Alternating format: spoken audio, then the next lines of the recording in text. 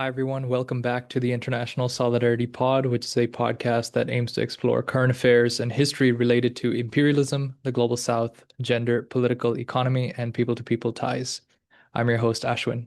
In this episode, I'm joined by my frequent collaborator and co host, Pranay Somayajula, who hosts the brilliant Return to Bandung podcast, which you can check out in the link left in the description below. Today, we'll be having a discussion on anti-imperialist knowledge production.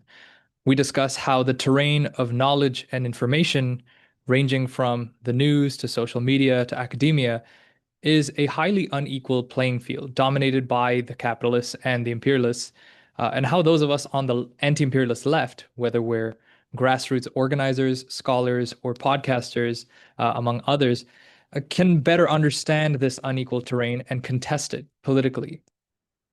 To discuss this, we have Professor Jeannette Graulau from the Anti-Imperialist Scholars Collective and Charles Hsu from Sovereign Media. If you're watching this on YouTube, be sure to subscribe and like this video. If you're listening on Spotify or Apple Podcasts, please leave a review. Also, please share this podcast via word of mouth because that very much helps us. Lastly, and importantly, if you're able to contribute small amounts of money or would like to be a monthly donor, you can do that on Patreon. I've left that linked in the description below, in addition to where you can find our Instagram and Substack. So without further ado, here's our conversation, mine and Pranay's, with Jeannette Graulau and Charles Hsu. Okay, welcome Jeannette for the first time on the International Solidarity Podcast, and welcome back Charles and also Pranay. Pranay is going to be co-hosting with me this episode.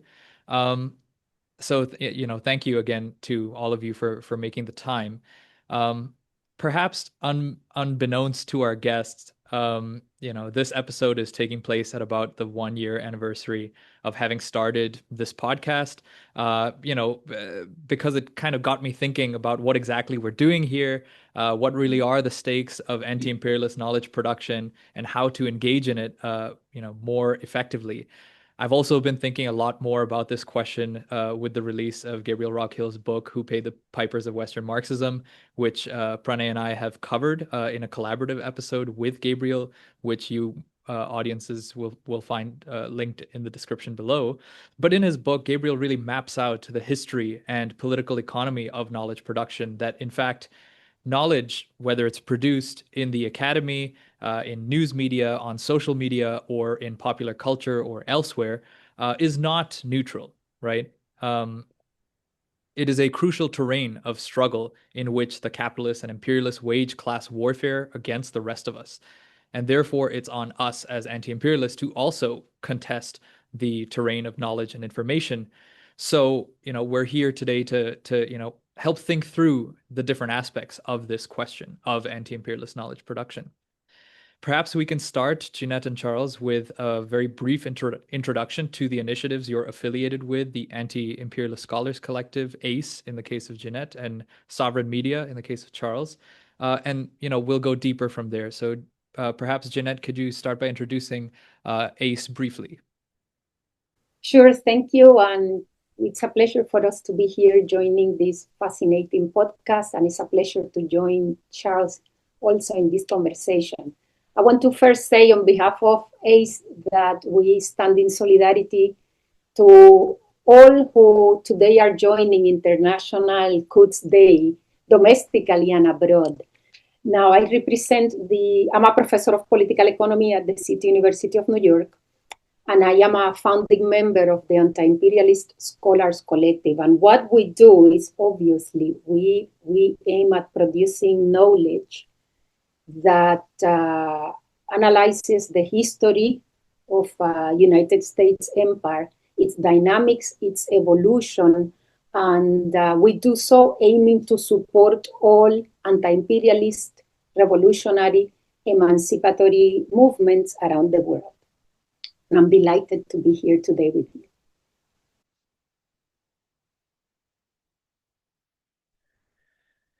Great. Thank you so much, Ashwin, for having me back on for my second appearance, wearing a slightly different hat this time. And great to meet you both, Jeanette and Pranay. Yeah, of course. I want to echo Jeanette's statement of solidarity with the resisting free people of the world on Al-Quds Day and on all days, especially as we witness, you know, perhaps closer at hand than many of us expected, the terminal, albeit extremely violent decline of empire. So speaking of sovereign media, we came together mostly over the course of 2025 as a coalition of pre-existing anti-imperialist media platforms, each of which had our own geographical focus and existing follower base. So, I came in through my own collective, Tiao Collective, which focuses, of course, on China and the Chinese diaspora. We have Venezuela Analysis and Orinoco Tribune based in Venezuela, Soberania based in Mexico, um, Causacha News with kind of a pan-Latin American focus. We have Black Agenda Report and NAM, which is the media arm of the Communist Party Marxist Kenya, bringing Pan-African perspectives from both the diaspora and the continent. And of course, we have Vox Umma, which, very importantly in this current moment, collects anti-imperialist voices across the Islamic world. So, the logic behind this was that working in coalition allows our respective member orgs to kind of mutually amplify and expand the reach of each other's work, which is very much grounded in our respective regional expertise. It also allows us to arrive at a common understanding internally, and also, a common messaging strategy around subjects that are contentious even within the anti-imperialist left. For example, the exact nature of the current conjuncture in Venezuela. It's also allowed for a more unified and coherent collective response to moments of crisis, especially given the accelerated pace at which US imperialism is shifting its regional focus, as we've seen just this year from Venezuela to Cuba to Iran. And finally, Sovereign Media does have, like a full-time writing and editorial team, which I joined in the middle of last year. Many of the rest, are kind of sort of inherited from African Stream and bring that experience. But what this does is it enables us to produce, a really steady stream of topical content, both original and in partnership with specific member orgs, as, the need arises. Thank you both. So, we live in increasingly turbulent and unstable times, and really a time of mass imposed death on the global south, particularly in West Asia. Capitalism and imperialism face increasingly irreconcilable contradictions. In much of the global north, our economies are being propped up by a speculative AI bubble as broader social crises of care continue to worsen. The global south, from whom the north derives its wealth, labor, and resources, is increasingly liberating itself. This is seen most acutely, as we've been discussing, through the liberation struggle waged by Iran and the resistance movements in West Asia against Zionism and imperialism, as well as with China, who is well beyond simply supplying the West with cheap labor and is increasingly and definitively pursuing a path of sovereign development. As the working and oppressed classes around the world are increasingly able to understand the serious crises we're in at an intuitive and visceral level, our role as anti-imperialist Marxists is not just to have the best explanations for why the system acts the way it does, but also to contest an unequal terrain of ideas where competing explanations of the world that mystify or confuse people continue to dominate that terrain. So, perhaps my opening question to you both is first, how do you see this unequal terrain of knowledge production? And then how do you understand our role as anti-imperialist knowledge producers in contesting that unequal terrain? And here we can start with Charles.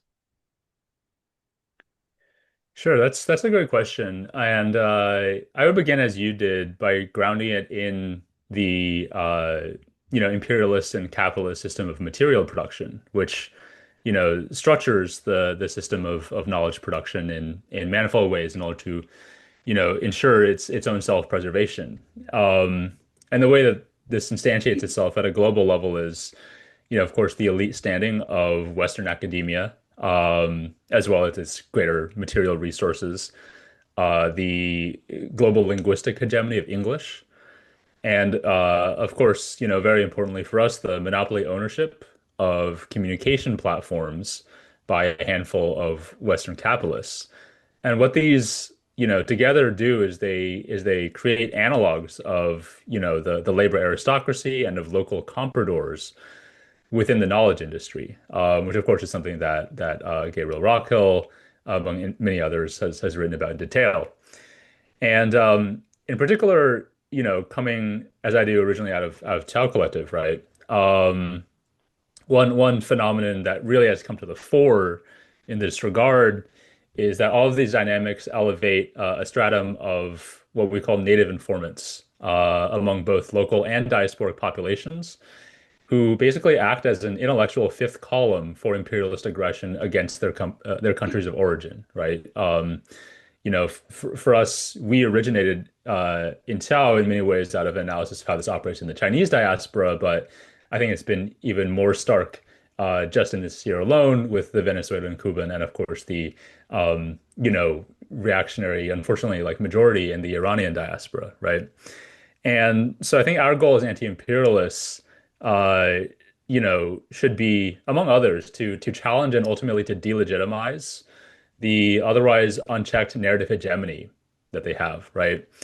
And as you mentioned, with the assurance that we have a superior understanding of local realities, rooted in a deep, materialist analysis of history, to turn that to our advantage in essentially a Gramscian war of maneuver, with the aim of enabling the kind of war of position that we're now seeing resistant forces like Iran wage. But which from our standpoint, we have to wage in a kind of asymmetric and guerrilla fashion, right? Realizing the obvious sort of material superiority, right? And the inbuilt unfair advantage that the other side has. So yeah, I guess I would start with that. I have to say, when you presented the question first on email, you were jotting down your notes for this conversation. I thought this was this is a question that invites us Marxists to think about the history of the university and research institutions in the Western world per se. This is one dimension of the question, and it's going to possibly converge with Charles' analysis on this uneven terrain. We take for granted that knowledge production itself is the result of antagonisms. It is not a new phenomenon. It's that the corpus that we can identify as scientific, theoretical corpus that we are struggling against, it is in itself the outcome of historical antagonisms, given that we have to remember the history of liberalism.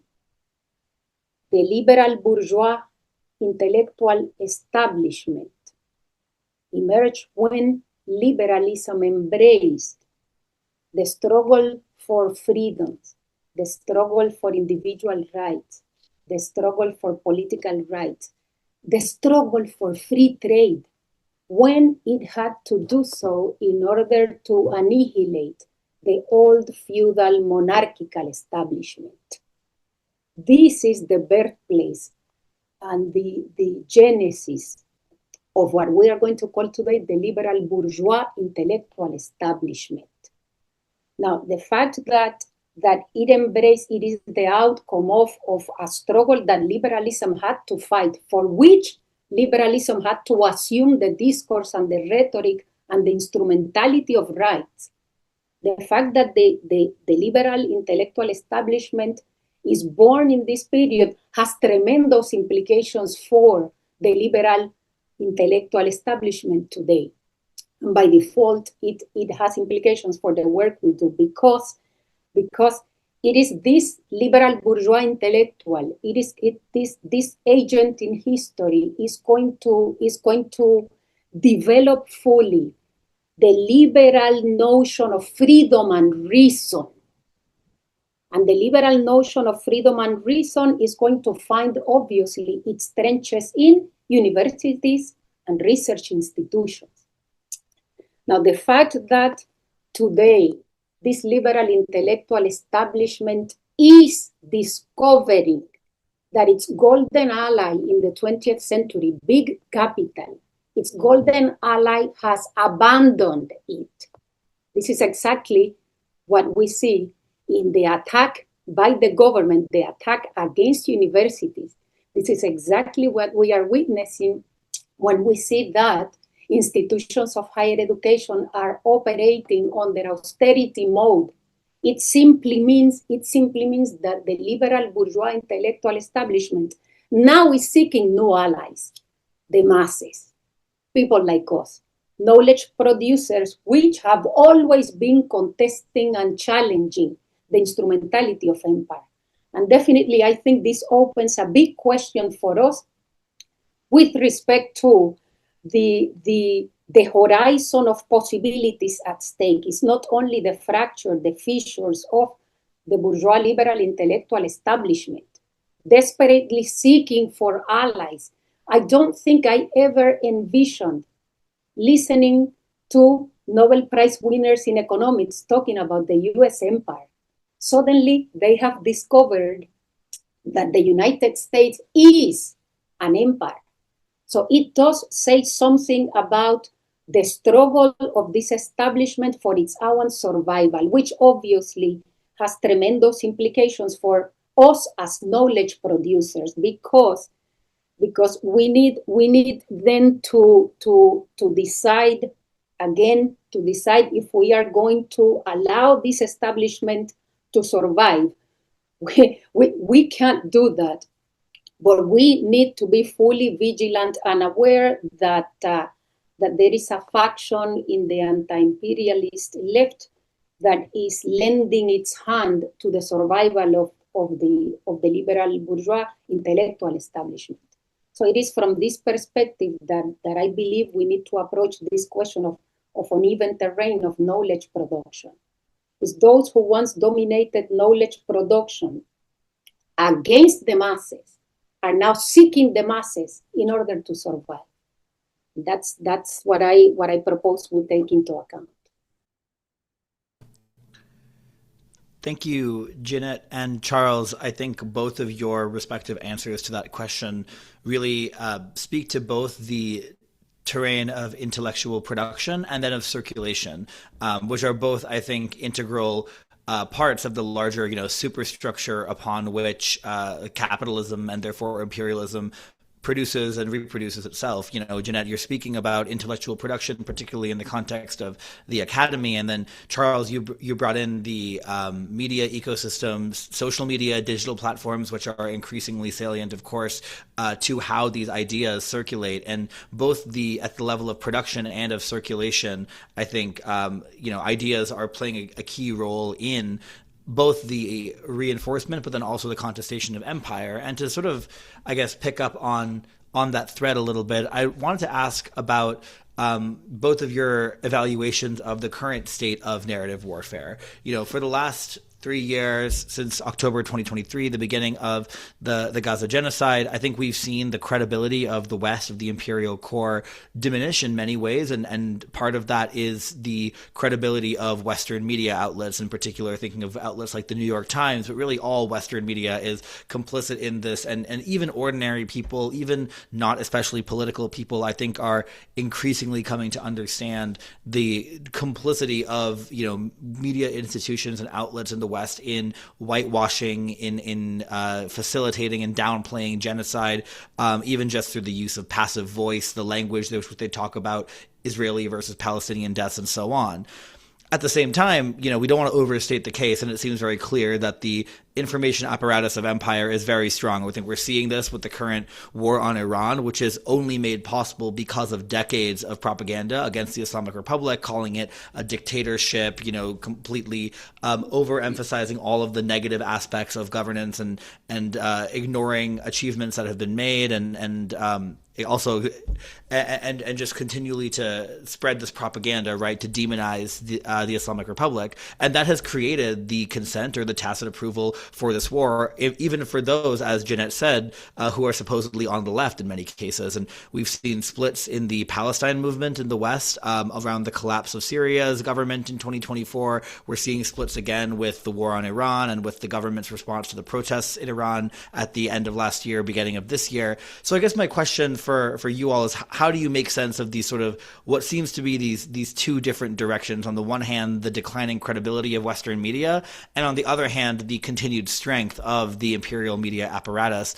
And what does that mean for us, I think, as anti-imperialist knowledge producers, whether we're scholars, whether we're journalists, whether we're podcasters or whatever it may be, given that we're not only going against the grain of mainstream imperialist propaganda, but also in many cases going against the grain of left-wing discourse here in the West, where many on the left often fall short of sufficiently opposing empire. I'll start with you, Charles, and then Jeannette, feel free to chime in to add anything that you'd like.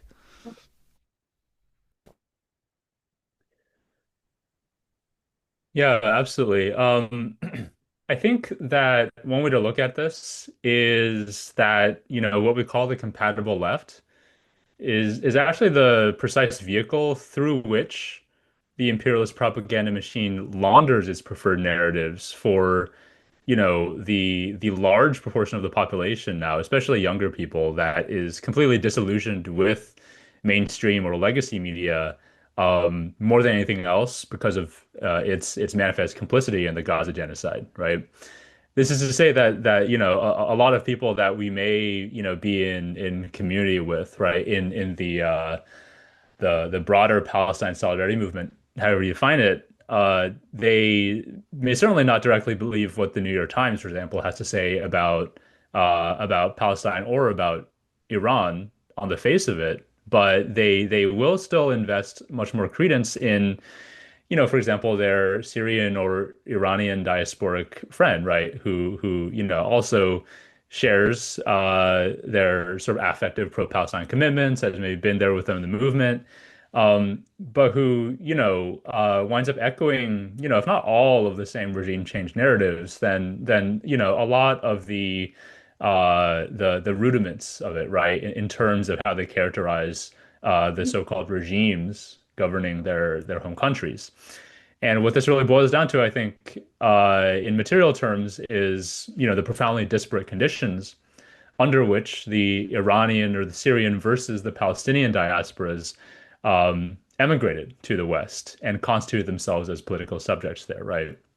Which in generational ways, as many of us have experience of within our own, diaspora communities, like perpetuates itself, right? And has, an inevitable structuring effect on discourse even within the broad left. And I think that overcoming that dynamic, it really requires, to be honest, like a wholesale offensive against, this kind of naive standpoint theory or liberal identity politics. And also, this unquestioned sanctity of anecdotal lived experience, right? Whether direct or indirect. But, there's also a certain point where, theoretical arguments, right, against that as a methodology for actually understanding the region, right? For actually understanding history, which may be grounded in materialist analysis, they don't necessarily always land at the emotional or affective level, which is the level at which many of these appeals are being made, right? Particularly, as we saw in the wake of the the January riots in Iran, and the very emotive characterization of their suppression, right? And the exact nature of it by the Islamic Republic. And so, for that level, right? The emotional appeal, the affective appeal, I think that something that I personally and that we, collectively in the various orgs that I'm part of have found quite helpful is to actually expose like the active embrace, or at least the willingness to relativize or to accommodate Western imperialism, colonialism, and especially Zionist genocide uh, among the vast majority of liberal so-called dissidents, right? Whether from Iran, from China, from Russia, from any other target of the U.S.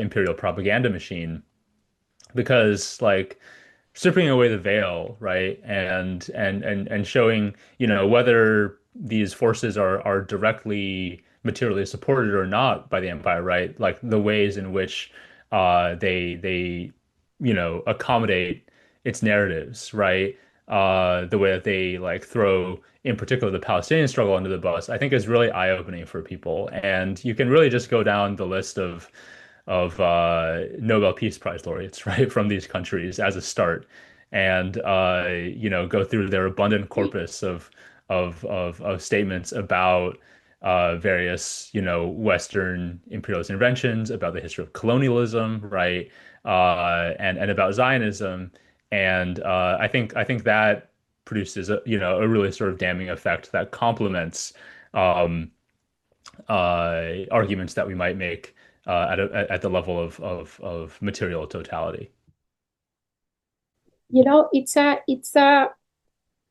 I think we need to have a cinematographic mentality in order to have the total vision of what is at stake. And I fully agree with Charles with respect to the need to launch a large scale, a colossal offensive.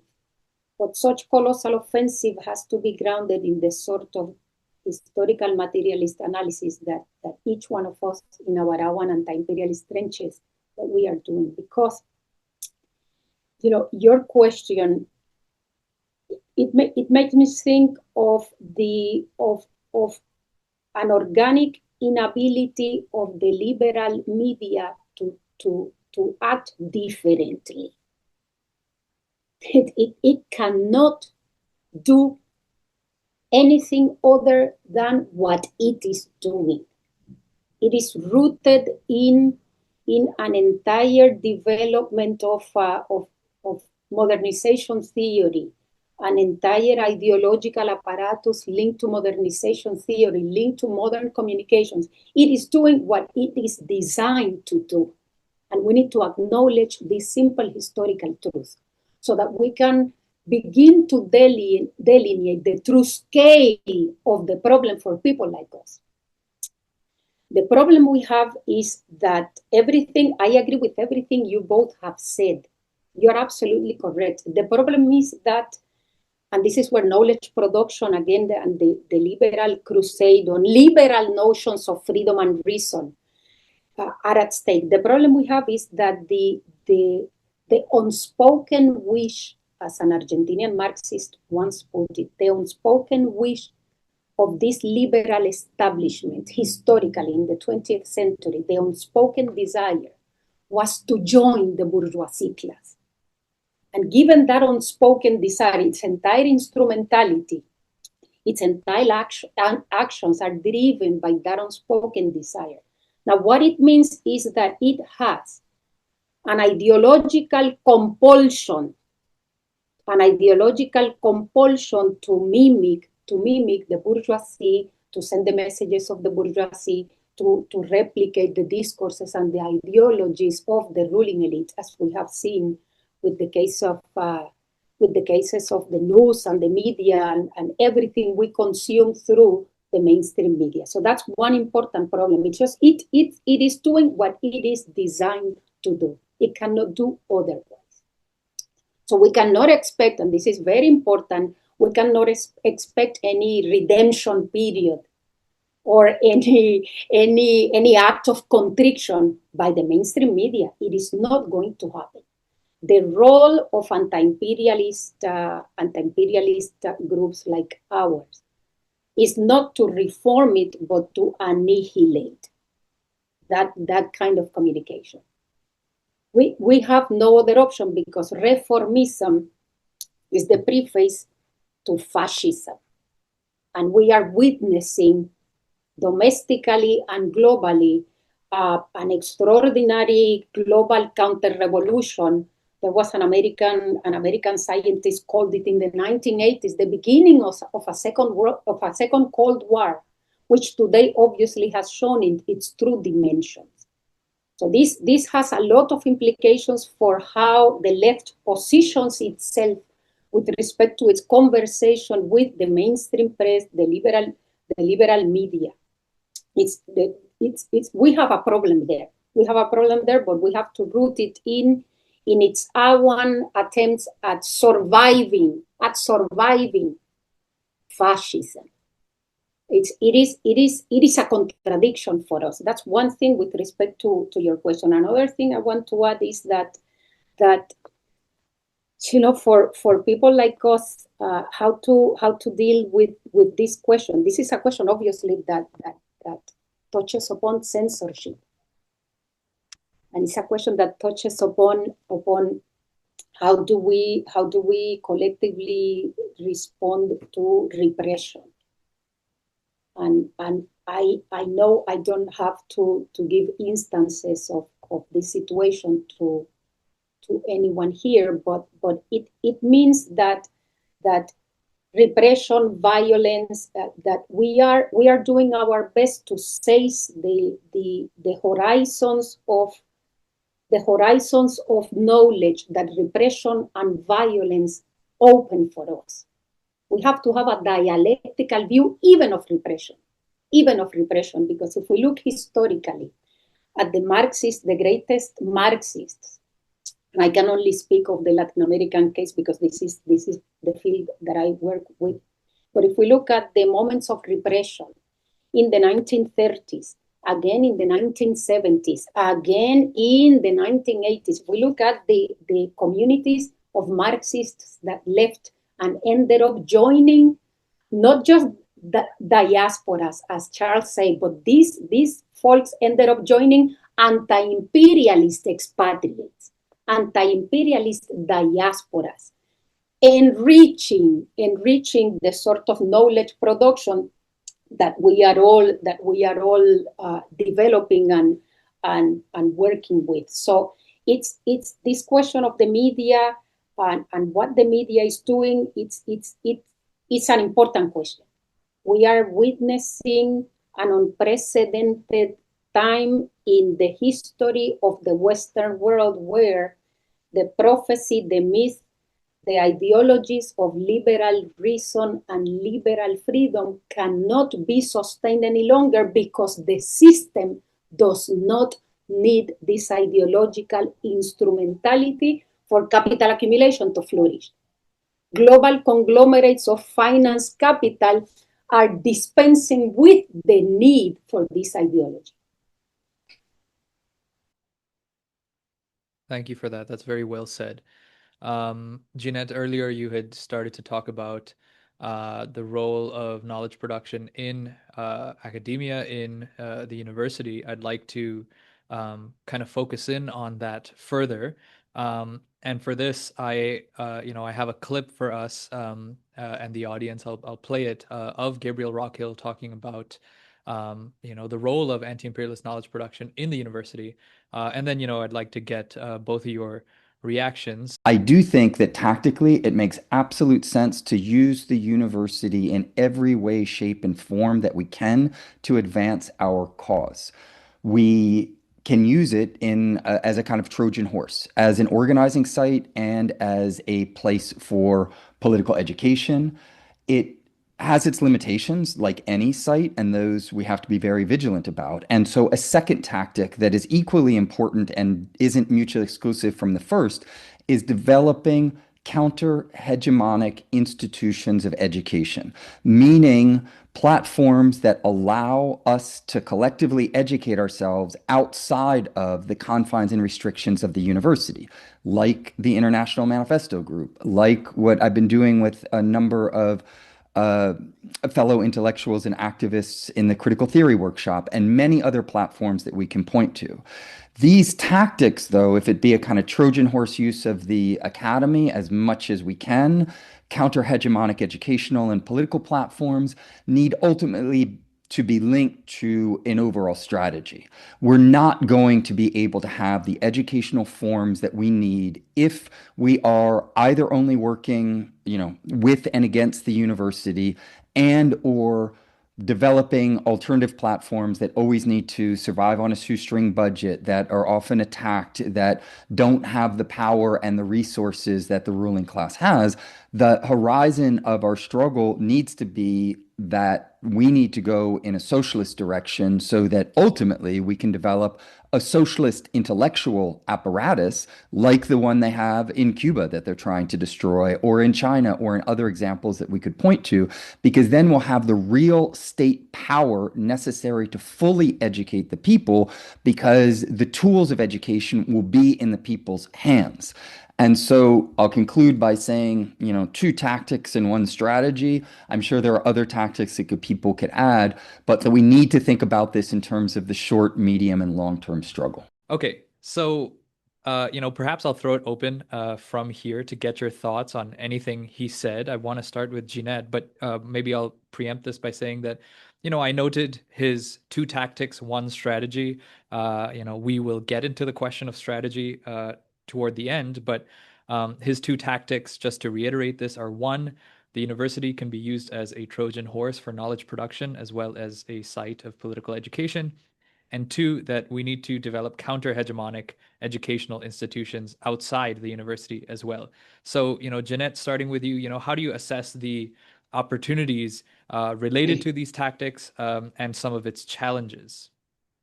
Well, this is kind of organic, right? This is organically what all of us coming from anti-imperialist struggles and converging here, we are now members and comrades in an anti-imperialist diaspora. This is organically what we do. But we cannot, we need to be, this is not a template. And this is my only observation to Gabriel. There is no such a thing as a template. And there can't be a template because the models of Cuba, the models of China, these are historical specific models. Now, education, obviously, there is no duality. There is no duality. We are not radical Bavarians. We are Marxists. So we believe that education, the educational project, our Marxist approach to reasoning, it prevails, it spills over. It's in the university and with your friends, it's everywhere. What I want to say here is that it's the Cuban model, the Latin American revolutionary model. It came out of that experience, given again a very peculiar development of the technical and productive forces of the mode of production. The rise of the student movement, later on the rise of the peasantry and the rise of peasant movements, the rise of young military officers who were nationalists, revolutionary nationalists, like Omar Torrijos in Panama and later on Hugo Chavez in Venezuela. And above all, the rise of the urban poor proletariat. This is kind of the correlation of forces that gave birth to the model of Cuba, the model of Nicaragua, the Sandinistas, the model of the Bolivarians of Venezuela. Today, we have a different correlation of forces, given obviously the problems of profitability of capital and the ways by which capital has displaced onto the future and future generations those problems. So it means that we have, it's kind of an irony or a contradiction. We have much more freedom for our Marxist polemics, our Marxist debates, our Marxist questions to reach a wider audience.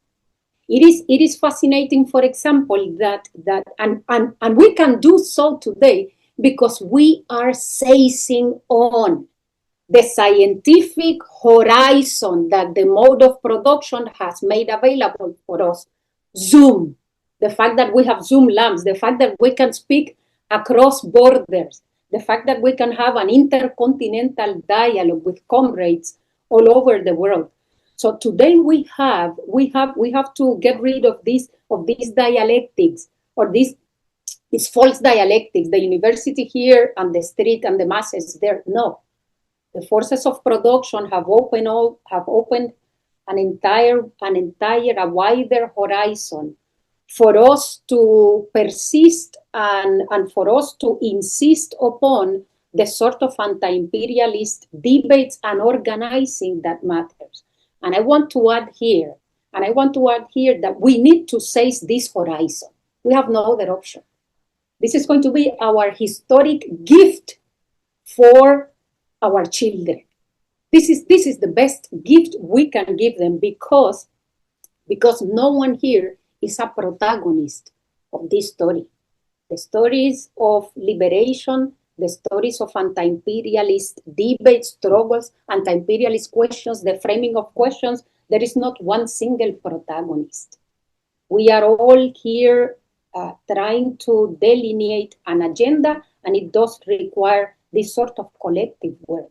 And no one else can do it. No one else can do it because the liberal bourgeois intellectual establishment, its ideological makeup, cannot push this class, cannot push this establishment into the sort of horizon where I believe we can bring the sort of political agenda that matters to us. So I agree with Gabriel, but Gabriel is missing that this extraordinary horizon we have available to us today. And I like the work of Gabriel very much. The clip is fantastic, phenomenal. So thank you for sharing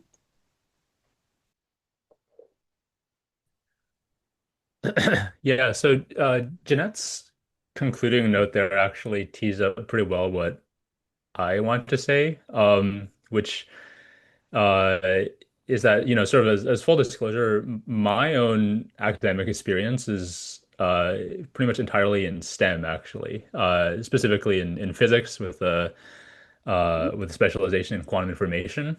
And actually, my formative anti-imperialist organizing experiences occurred during my sort of abortive PhD at the California Institute of Technology, right? So yeah, I guess what I would have to add is sort of from that perspective in terms of where anti-imperialist work can happen in the academy and outside of it. I ended up actually leaving the field and leaving academia entirely before completing said PhD, but before doing so, I got involved with and I'm still somewhat involved with an organization that I want to shout out, namely Science for the People, which is a solidly anti-capitalist and anti-imperialist formation that organizes scientific knowledge workers both in and out of the academy. But of course, this is a terrain that presents a lot of its own difficulties, right? And part of the reason why I left my particular field of quantum information is this massive influx of both like Silicon Valley capital and attention, right, from the military industrial complex that it attracted. So in fields like that, to remain within it, right? I think it is almost impossible to avoid either like professional imbrication in the actual machinery of empire, or alternatively like professional blacklisting and an actual potential for state persecution, right? For either holding like vocally anti-imperialist politics, or even the suspicion of it based on one's ethnic background, as we saw with the so-called China Initiative. But what I want to conclude with is that to the extent that the Western Academy in particular does retain a qualitative edge, right? Which is, I think, increasingly untrue in many fields relative to China, but still broadly the case, for most of the global South due to, centuries of colonial and neo-colonial underdevelopment. To the extent that qualitative edge is still there, I think that anti-imperialist work among international students in STEM is actually quite important, right? And here, especially under Trump, ICE and immigration policy, in the United States at least, is a very easy wedge issue, right? To get these discussions started. But what this anti-imperialist work can do is, for international students in STEM, it can encourage and enable them basically to reverse the imperialist brain drain that, like, wittingly or not, they are often part of by coming to the imperial core to study. And the way that they can most effectively do that is to return home and to contribute to sovereign technological development through the counter-hegemonic or potentially counter-hegemonic, like actually existing institutions, right? That already exist there, and through which they can contribute materially to those ends. And for me, an example of this that I keep returning to, although it was many decades ago during the beginning of the first Cold War, is the Chinese rocket scientist Chen Shih-sun, who came to the U.S. on, ironically, a Boxer indemnity scholarship, and then became a sort of founder of the field of rocketry at Caltech, and had a brief dalliance there with the local chapter of the Communist Party during the Popular Front. And this, combined with his Chinese nationality, after 1949, after the revolution, it led to McCarthyist persecution, it led to house arrest, it led to a very rapid, full-blown anti-imperialist politicization, ironically. And then when he was eventually deported to the People's Republic of China, he ended up, basically laying the foundations for, its ballistic missile and space programs. And, I've always found that to be like a very, compelling case study in, the importance of, inculcating an anti-imperialist consciousness, particularly, in this stratum of the student population within the academy, right? That can have such outsized influence, both in and out of it, when they return, right, to a setting where they have the freedom and the active encouragement to pursue anti-imperialist developmentalist ends. Let me just add to what Charles said. Charles,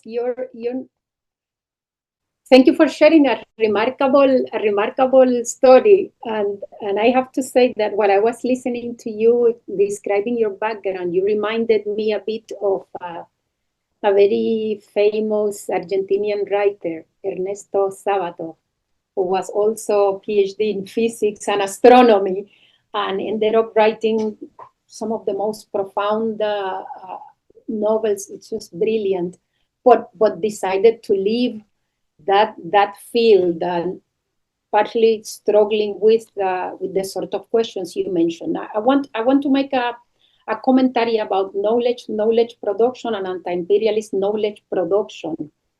And just because Charles kind of opened the door for this observation, we Marxists are not against progress.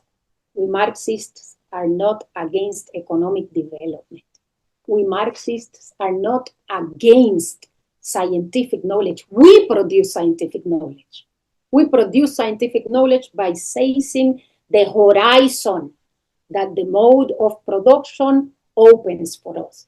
But we can do so only in incessant dialogue with the masses, not the liberal bourgeois intellectual establishment.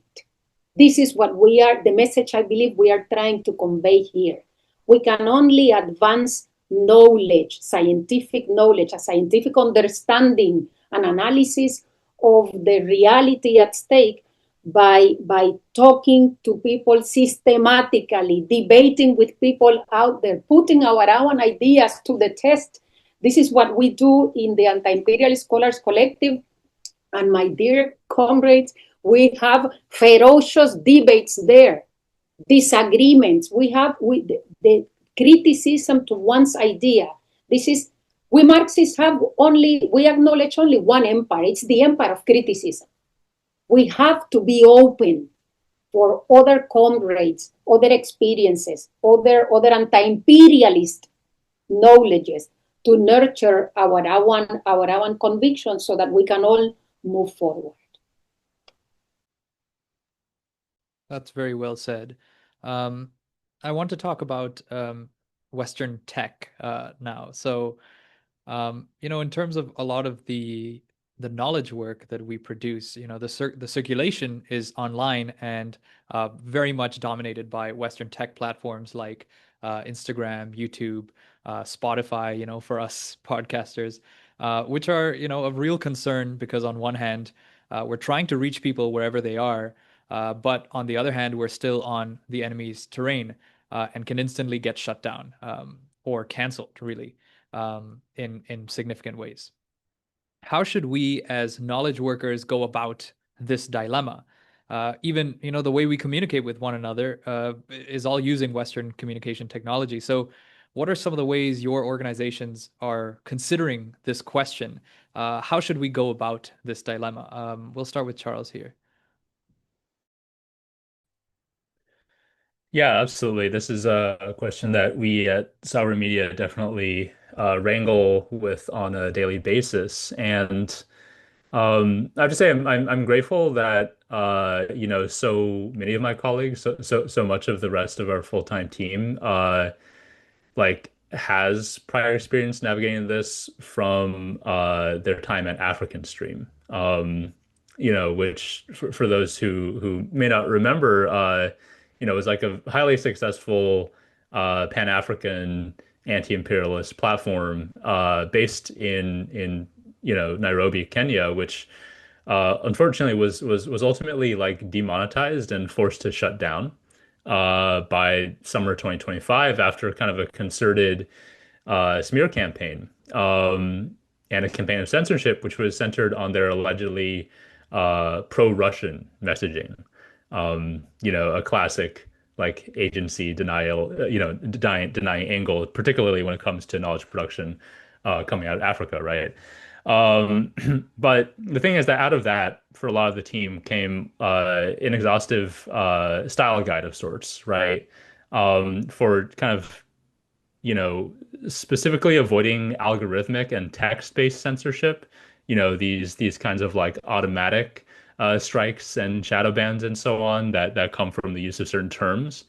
And this is this is kind of like common practice, I guess, on a lot of social media platforms, right? But avoiding that through judicious use of synonyms, even single sort of character substitutions, right?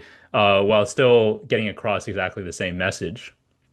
But even with all these precautions, it's true that on some platforms, right, like TikTok, for example, especially after the Ellison takeover, we did find ourselves getting repeated strikes and eventual like suspension.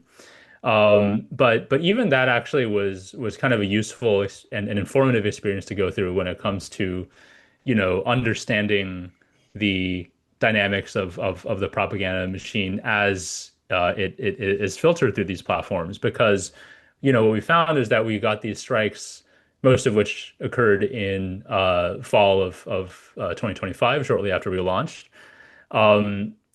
Not for our anti-Zionist content, as one would expect, right?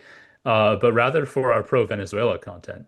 And, this was interesting, I think, for us to highlight publicly in terms of, further reinforcing the seriousness, right, of the narrative war that was being waged, in conjunction with the actual military buildup leading to, the kidnapping of Nicolas Maduro and Cilia Flores and the military assault on Venezuela that basically kicked off 2026. So, even from the experience of censorship, right, we can glean certain insights, I think, into, the operation of the imperial propaganda machine. There's some other facets that I want to mention, which is that a lot of our team also have extensive connections in the UK. And of course, that accursed island has especially fascistic policies when it comes to their so-called terrorist prescription policies, right? Especially in regards to certain Palestinian and Lebanese resistance formations and even the ways that you can speak about them. So that is something that we have to navigate around. And in some ways, it does limit what we can effectively say on our own platform. But this is where, the fact that Sovereign Media operates as a coalition and that it has Vox Uma as a member, right, that has relatively fewer institutional constraints in this regard, really is helpful. Though, of course, even there, our comrades there, like Mamadou Tall, for example, have experienced, severe personal repercussions, not just in the U.S. but in the UK, precisely around this. So it's something where our specific tactics certainly have to evolve in keeping with a rapidly shifting landscape of censorship practice. But in so doing, I think we acquire quite valuable intelligence about the way that the enemy operates, and it's something that feeds back into our own tactics as well. It's a relevant question, but we have a communications team. They are the gurus, our internal gurus on the sort of tactics that Charles described in the case of the collective I represent. We have discussed the question in terms of the challenges and the dilemmas it presents to knowledge production itself, not in terms of the means for spreading our knowledge, but how does our dependency upon right-wing instruments of communication, how does that dependency alter or impact the way we communicate our ideas? And this is a heavyweight question for us, because if we are a collective of scholars, educators, knowledge producers, so we have embraced the challenge by combining the sort of media, using media platform intensely. And some of my comrades have all sorts of social media out there. Some of us have very little or virtually none. We are combining those with in-person and closed-door debates. We cannot rely upon these right-wing tools in order to develop to develop patient and structurally the sort of knowledge we aspire to build as anti-imperialist scholars, by relying upon the media, just because it organically sabotages that patient structural thinking that we aspire to build. So in that regards, what we are doing is combining our communications in terms of media, using media, exploiting every little tiny horizon media offers. But obviously, since we work in universities, since we meet one another in conferences, so we are also using other spaces for spreading our message. I think once again, the respective answers that you both gave to that question really speaks to the diversity of tactics that can and need to be employed when we think about anti-imperialist knowledge production and circulation as taking place across different spheres. Again, both social media, traditional media, but then also within the university. Each of those, there's a different playing field in an academic context versus on Twitter versus in a network of interconnected signal chats as we've been using for organizing here in Minneapolis over these last few months. And each of those has different constraints, but also different opportunities that it opens up in terms of who you can reach, how you can reach them, what kind of information you can and can't get to them.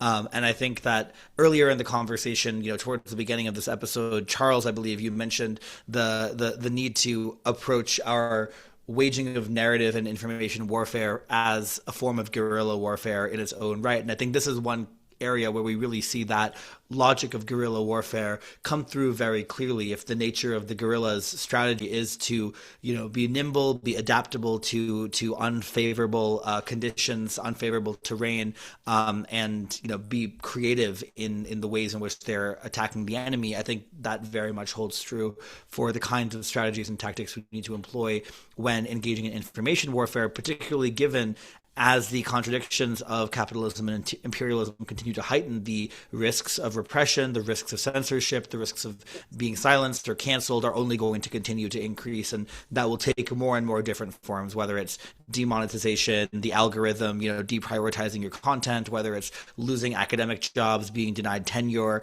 I mean, it takes all of these different forms, right? And I think that your answers really speak to the breadth of strategies that we need to be employing. I want to shift focus here a little bit to raise the question of praxis and the relationship between knowledge and information and theory, and then praxis, actually getting people to take action to change the world and not just to interpret it, as Marx would say.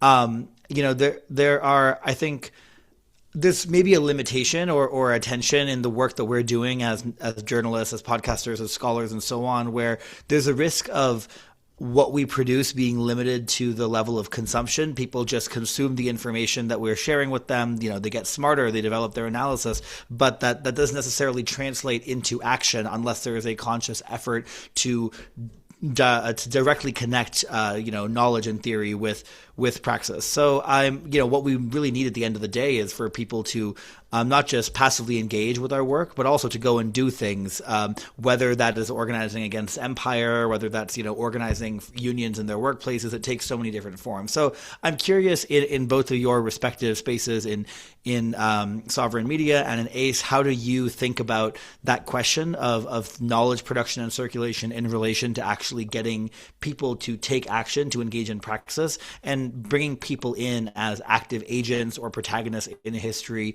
to wage class struggle? Charles, I'll start with you.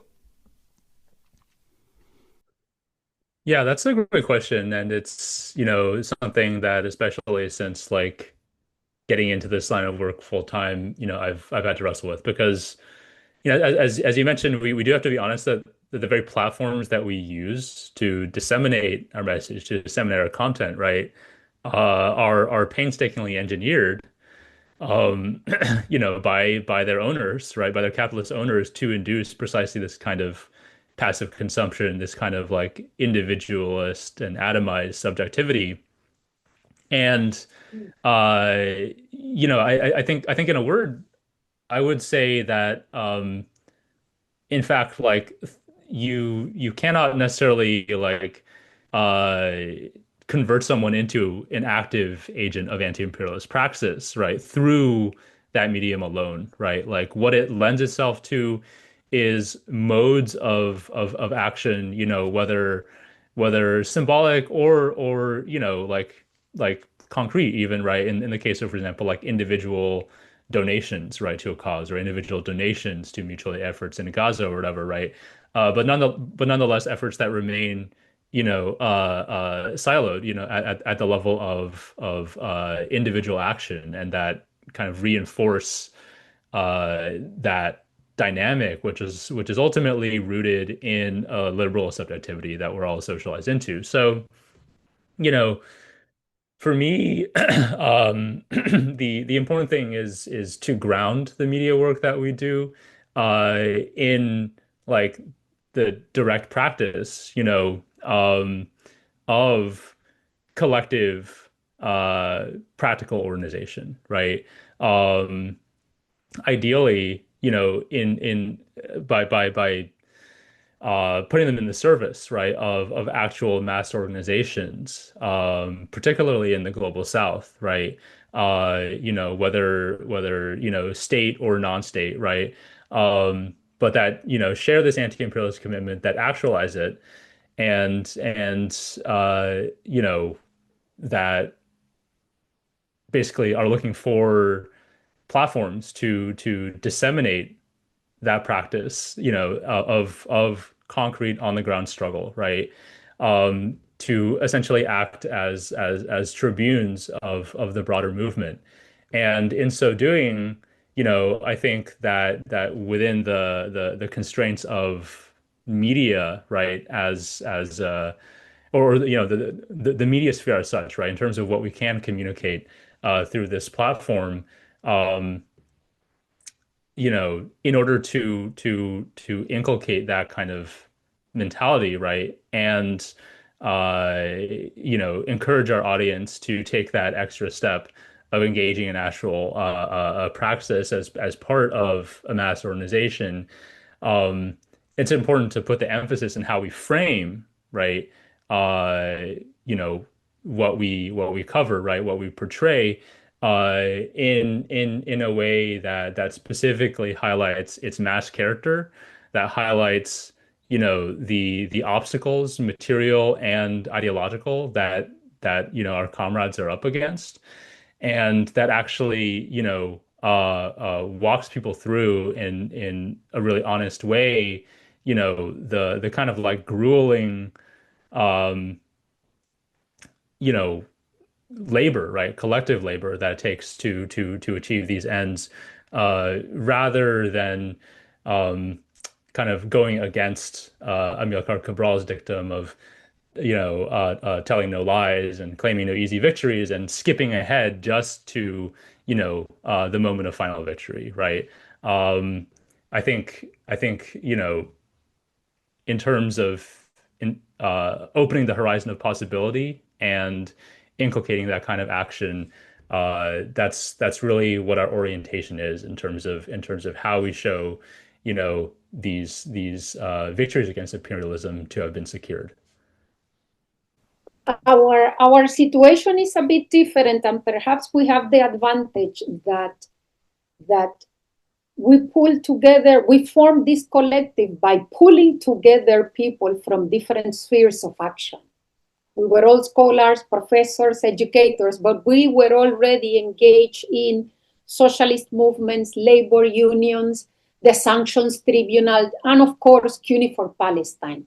So we began in our progression towards communicating and building anti-imperialist knowledge is a bit peculiar, because we pulled ourselves from our individual spheres of action, and then we build this collective platform. And this collective platform, of course, there is that question that Charles mentioned, the difficulties of you don't become an anti-imperialist after you read our blog, right? But we are using our platform as a preparatory school for recalibrating our work in our respective spheres of action. And I believe I believe the path works. The path works. We found commonalities, we found common political agendas. We are nurturing, enhancing, building, debating these political agendas in our collective, so that we push these agendas in our individual trenches. Obviously, with the firm belief that this is kind of a large network, and we are destined to meet one another, even if we are carving these struggles seemingly separated from each other. So we embrace the challenge. We think it's our duty, and it truly has enriched the way we produce knowledge in a way that advances anti-imperialist struggles. Thank you both. I think Jeannette, in particular, your response really sets up the next question. So I'll kick this over to you first, in case you want to, follow up on what you were saying, and then Charles, you can close us out here. But related, I think, to the question of praxis that you've both spoken to very eloquently is, of course, the question of strategy, which is, I think, in some ways has been a through line throughout this conversation. It came up in, the argument that Gabriel Rockhill made that we discussed earlier. Praxis is only so good as the strategy that underpins it. And in many ways, it seems safe to say that the anti-imperialist movement in the global north, in the imperial core, is still quite small, to say the least, and pretty under-organized, still kind of in this reactive mode of responding to whatever the latest crisis is, whether that's the genocide in Palestine, whether that is the war in Iran, but is under-organized in terms of its ability to really advance a more systemic critique of imperialism, to show how these aren't just isolated issues, but really are part of a larger imperialist system, and communicate that in a way that's compelling to the masses. And that is, of course, where the work of media and knowledge and information projects like both of yours comes in. And it appears to me that, even as there is this level of under-organization, it's quite encouraging to see groups like ACE and Sovereign Media, which I think demonstrate these attempts to get at higher levels of organization and cohesion. I mean, both of your organizations work together, are partnered with many other different organizations. I know in the case of Sovereign Media, it's a collective of various different media groups from around the world, not just in the imperial core, which I think really strengthens the kind of analysis that you're able to make. So I'm curious, as we move to close out this conversation, maybe to end on on this practical note of strategy and praxis, I'm curious how both of you would assess the current state of anti-imperialist consciousness, solidarity, and organization in the imperial core as it stands today, and how we should think about these questions of strategy, of getting to the kinds of higher levels of organization that we would need to actually be able to substantively weaken empire from within, particularly at this moment of both great global crisis, but also profound opportunity that crisis brings about. So yeah, Jeannette, I'll pass it over to you first, and then Charles, please do chime in. It's a phenomenal question, because it forces us to acknowledge that the development of the productive forces of capital have gifted us with this bundle of contradictions. People like us, we are confronted with a bundle of contradictions. From the demise of the industrial bourgeoisie and the entire promise of progress and development of liberalism, to the rise of fascism and the rise of global conglomerates of finance capital, to the demise of the traditional wage-earning working class, to the rise of new forms of labor outside the realm of wage labor. We are confronted with a bundle of contradictions, and I believe Charles has mentioned already some of those. This is from our perspective, this is a unique moment in history. And this moment demands from us that we strengthen this sort of debate and dialogue. And we do so systematically. It's not today, and then we see one another next year. This is not, for example, with what we do and what our collective encourages. It's a great deal of toil and trouble on our part, because those who want to change the world with whatever weapon we have available, and in the case of us, we call it the pen is my machete, with whatever weapon, we are called to do this kind of work. There is no exception. There is no room for stardom. There is no room for joining the intellectual establishment. So praxis entails this hard, systemic, consistent work. And this is a message we stress to every person who joins the collective. We are here to wrestle with the greatest challenges of our times, but we do so because once we wrestle, once it's time for resting, we walk to our own trenches and move the struggle forward. So this is the way we embrace this moment.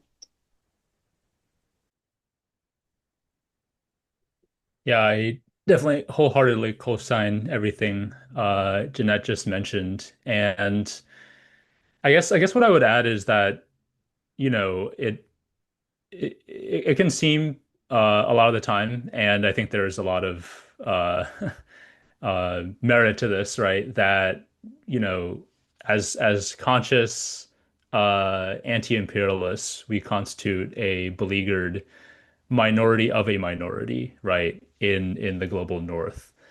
Um, but I think that, you know, that may be in some ways an intentionally self-limiting and perhaps self-defeating way to think about where we stand, because it's limited to this imposed national frame on the ambit of our activity, right?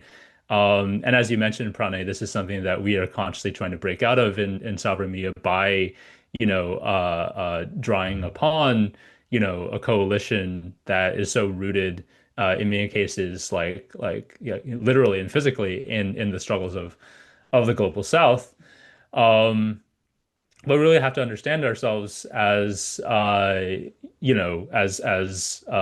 working in a common front with a resistant global majority, right? And in moments of acute crisis, right? In moments of direct, overt military aggression against one member of this front that I think we should see ourselves as part of, right? Namely, the Islamic Republic of Iran, you know, not just as a state, not just as a government, but as an entire nation, right? Like entire people that the imperialists are trying to destroy. Um, we should see our role as operating, in conjunction with the strategy that has been established, right? By, this, at least to the imperialists, wholly unexpected resistance that they are seeing now, this counterattack that has expanded at least within the West Asian region, the actual field of kinetic battle so far beyond what they can handle. And that means I think the task on our side, right, is to examine the terrain in the north, to examine the fact that you know like as has been widely noted, this is a war that the United States has entered with virtually no effort even to manufacture consent at a popular level, right? Where the express strategy has been, as they say, to like flood the zone and overwhelm, the airwaves with disinformation, with propaganda, and with frankly like slop, right? To the extent that we're almost like paralyzed in our ability to respond, and instead to cut through that, right? To cut through what is effectively an information blockade that is imposed on the people of the United States, and realize, right, that even within the imperial core, there is an inchoate majority that's very opposed to this war, right? That may not have the tools yet to put a halt to it, or to contribute to the struggle to put a halt to it, here at the belly of the beast, but to learn from the strategies of the resistance, whether Iran, elsewhere in West Asia, or wherever, right? To learn from the fact that they are operating from a position of severe material disadvantage, but are fighting against this asymmetric disparity by identifying critical choke points, right?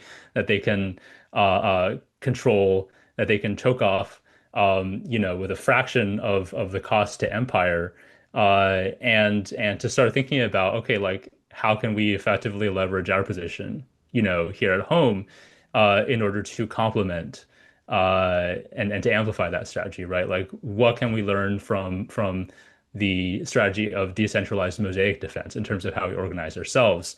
I don't have all the answers to these questions, right? But I see our role, as actors within the information war, the media war, so to speak, as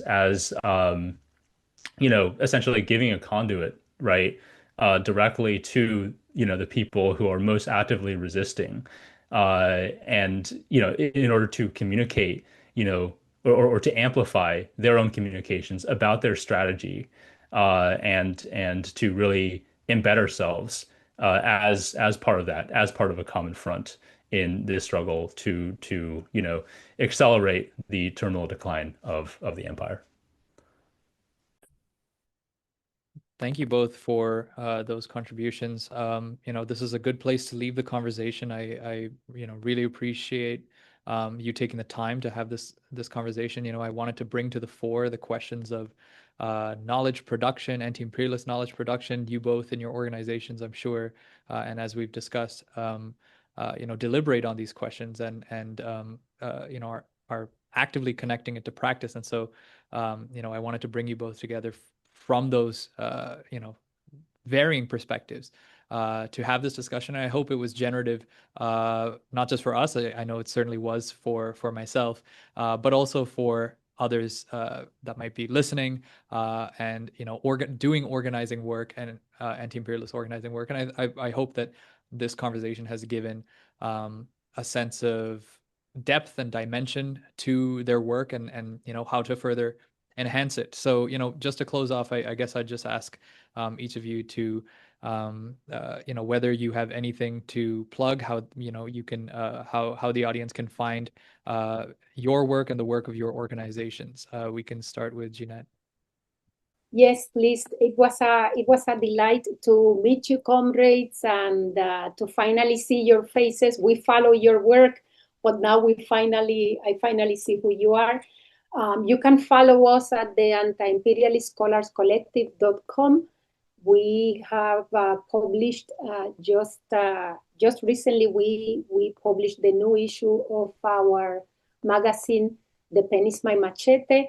It's a phenomenal compilation of essays. We have an interview with a Cuban communist Fidelista doctor.